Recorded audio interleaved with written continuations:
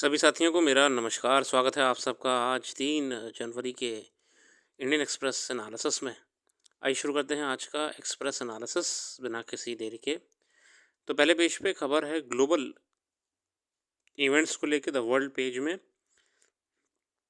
Israel Hamas अ, जो war लंबे समय से चला आ रहा था वो अब यूएस में नई गवर्नमेंट आने के बाद से पीस की तरफ जाता हुआ नज़र आ रहा है। हॉस्टेजेस को रिलीज़ करा जा रहा है दोनों तरफ से और धीरे-धीरे ये बहुत बड़ी रियलिटी बनने वाला है कि ये वॉर अब एंड हो जाएगा। ये रियलिटी है। अब ये हम now we are living in the exact reality where peace is coming soon although there are little bit of tension among both the sides in various areas near Gaza, but overall peace is coming soon. Moving forward to other important articles.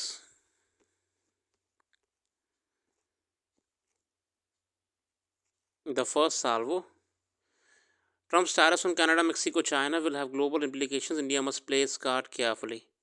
After weeks of uncertainty, US President Donald Trump has fired the first salvo, igniting possibly a global trade war that will have implications for trade growth and inflation. On Saturday, Trump signed executive orders imposing steep tariffs on three of the US largest trading partners.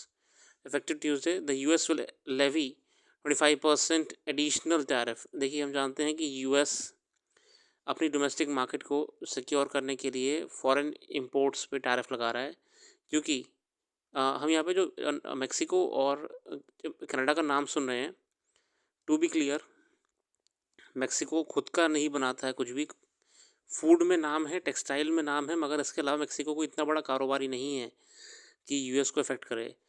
Originally Mexico में China अपने बहुत बड़े manufacturing plants लगा चुका है। China की सबसे बड़ी ऑटोमोबाइल कंपनी इस समय जो ईवी क्षेत्र में है, BYD, ये बड़ी भारी मात्रा में ऑटोमोबाइल्स ईवी बना के सेल कर रही है। क्षेत्र में साउथ अमेरिका तक पूरा कैप्चर कर रही है मार्केट BYD चाइना की। इसके अलावा चाइनीज़ प्रोडक्ट्स यहाँ पे मेक्सिको में बहुत तेज़ी से मैन्युफैक्चर हो रहे हैं। मज़ेदार बात यह है कि चाइना को अलाउड नहीं है यूएस में ट्रेड करना, मगर चाइना यहाँ पे बोगस कंपनीज़ बनाता है जिसका मालिक भी मैक्सिकन होता है, फर्म भी मैक्सिकन रजिस्टर्ड होती है, शहर भी मैक्सिकन रजिस्टर्ड होता है और जहाँ पे इसके वेयर हाउसेस होते हैं। लॉजिस्टिक कंपनी भी मैक्सिकन होती है रजिस्टर्ड, मगर पर्दे के पीछे इसमें चाइनीज़ इन्वेस्टमेंट्स होती हैं और जो पेरेंट कंपनी होती है वो चाइना ही होती है। इसलिए यूएस जो है आपका हेलो। अच्छा अच्छा अच्छा। तो यहाँ पे जब ऐसे हम चाइना के हम स्ट्रेटजी जानते हैं कि चाइना मास मैन्युफैक्चरिंग करता है, बड़ी मात्रा में करता है और बड़ी मात्रा में मैन्युफैक्चरिंग करके वो जिस भी देश को टारगेट बनाता है अपना, वहाँ पे ढेर सारे प्रोडक्ट्स अपने डंप कर देता है। यूएस ने चाइना पे तो बैन लगा रखा है इम्पोर्ट्स पे, मगर मेक्सिको पे तो नहीं लगाया था ना आज तक। अब जब कंपनी ही मैक्सिकन रजिस्टर्ड होकर दिख रही है, ट्रेडिंग पार्टनर सब मैक्सिकन रजिस्टर्ड हैं, इसका फ़ायदा उठा रहा था चाइना, मगर अब 25% टैरिफ के बाद से ऑटोमेटिकली जो आपका जैसे ही ये एंटर होगा और जैसे ही यहाँ पे बॉर्डर एंटर हो जाता है, यूएस टेरिटरी में एंटर कर जाएंगे Mexican trucks, automatically customs department उन गुड्स पे 25% का टैरिफ लगा देगा। अल्टीमेटली ये टारगेट चाइना को ही कर रहे हैं। The affected countries have been quick to announce retaliatory measures. As per reports, Canadian Prime Minister Justin Trudeau has announced to levy 25% tariff on $107 billion worth of US products in a staggered manner. Mexican President Claudia Sheinbaum is reported to have directed the economy minister to implement tariff and non-tariff measures to defend the country's interests. अब असल में यहाँ पे देखें तो इसकी retaliation में Canadian government prime minister Justin Trudeau और मेक्सिकन गवर्नमेंट ने भी बदला के तौर पे हम भी टैरिफ लगाएंगे, यूएस आने वाले गुड्स पे टैरिफ लगा दिया। हालांकि अब मैं आपको बताऊं इसमें होने के वाला आने वाले समय में इन जो ये टसल हो रही है, ये ट्रेड वॉर वाली, इसका नुकसान मार्केट को उठाना पड़ेगा, और मार्केट ने रेड होना धीरे धीरे दिखाना शुरू कर दिया है। मार्केट कुछ समय के लिए डिस्टर्ब रहेगी जब तक दोनों तरफ से, यूएसए और बाकी ग्लोबल काउंटर पार्ट की तरफ से कोई सहमति नहीं बन जाती है। और यूएस का एक विशेषकर प्रॉब्लम यहाँ पे ये भी आ रही है कि यूएसए ने ये टारगेट करा है कि चाइना जब तक अपने मैक्सिकन बॉर्डर से फेंटेनल ड्रग्स का सप्लाई नहीं बंद करेगा, कैनेडियन बॉर्डर सप्लाई बंद नहीं करेगा, और जो मैक्सिकन बॉर्डर से मैक्सिकन गवर्नमेंट ह्यूमन ट्रैफिकिंग को कंट्रोल नहीं करेगी, ड्रग कार्टेल्स का जो मूवमेंट होता है उसे कंट्रोल नहीं करेगी, तब तक के लिए यूएस किसी प्रकार का समझौता करने को तैयार नहीं है। अगला आर्टिकल है economy of the world, France minister Sitharaman poetic illusions वगैरह वगैरह।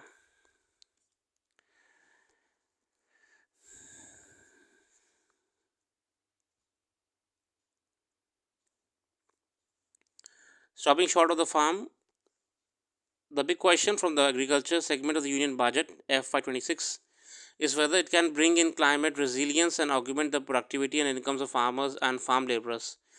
अब इसमें फ़ायदा क्या हो रहा है एग्रीकल्चरल लेबरर्स का और फार्मर्स का? There are several initiatives announced for agriculture that are likely to help farming community.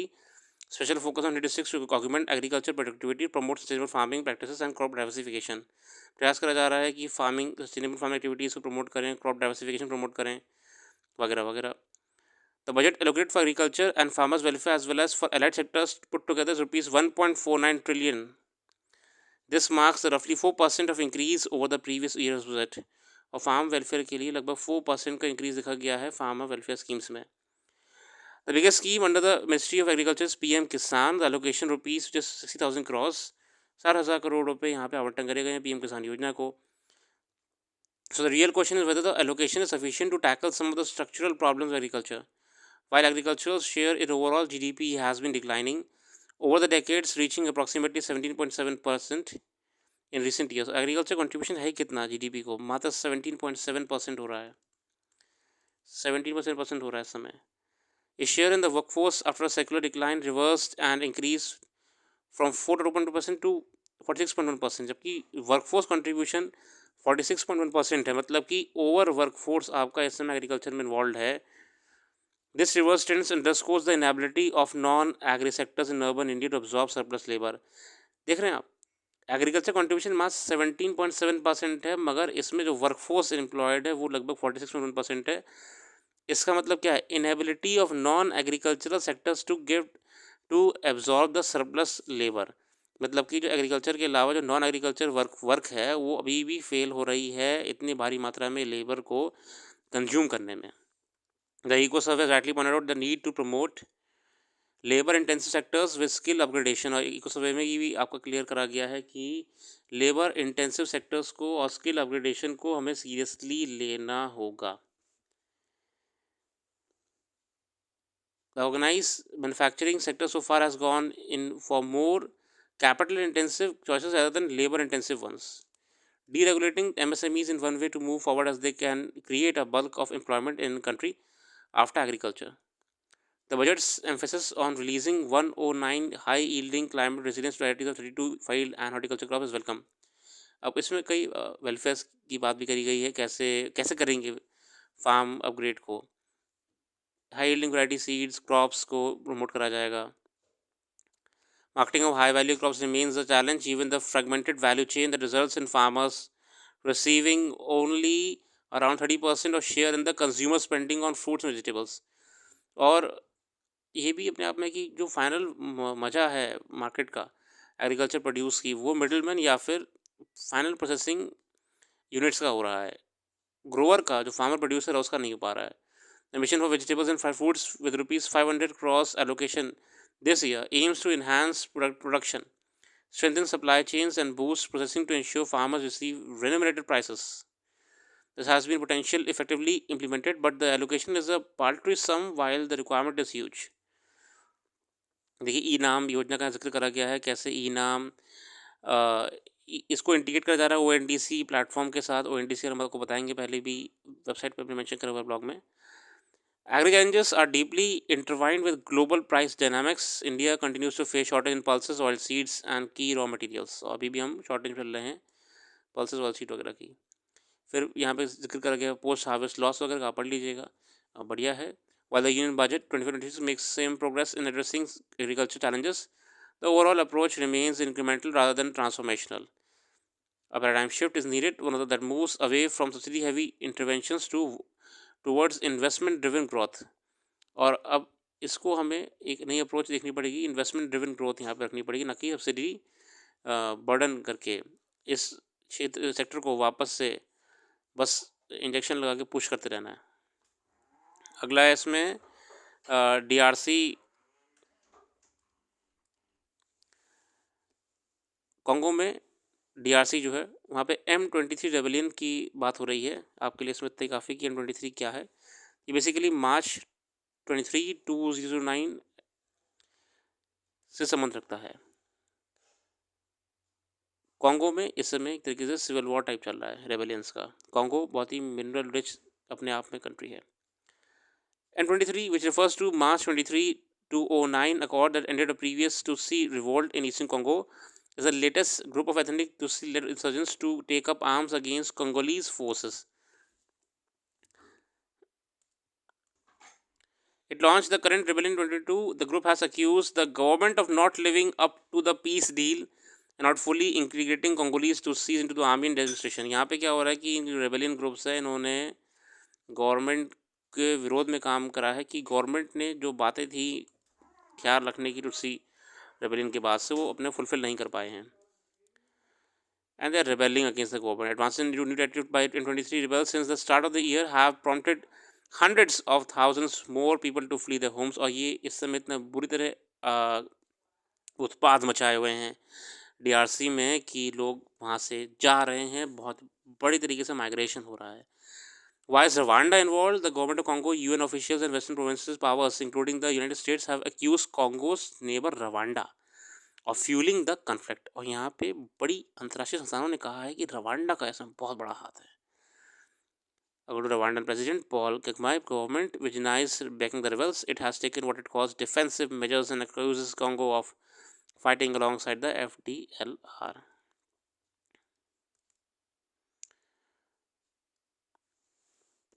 The illegal immigration issue, ये अभी यूएस में डिपोर्टेशन, मास डिपोर्टेशन चल रही वाले हैं, उसको लेकर है.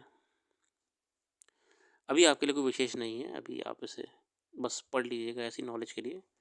मैं आपके लिए जूम कर देता हूँ ताकि आप इसे रोक के पॉज करके पढ़ सकें.